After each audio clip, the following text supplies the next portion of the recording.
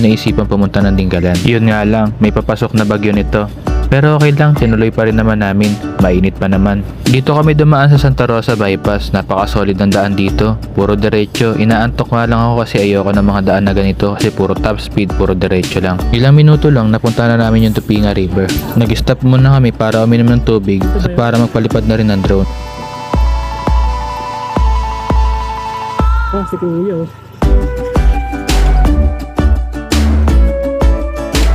Naalala ko lang dati, nadaanan namin ito, nakasasakyan. Papunta kami ng Gabaldon noon, family outing. Hindi naman kami huminto. Iba pa rin talaga pag hininto ang mga isang lugar. Ma-appreciate mo talaga yung ganda niya.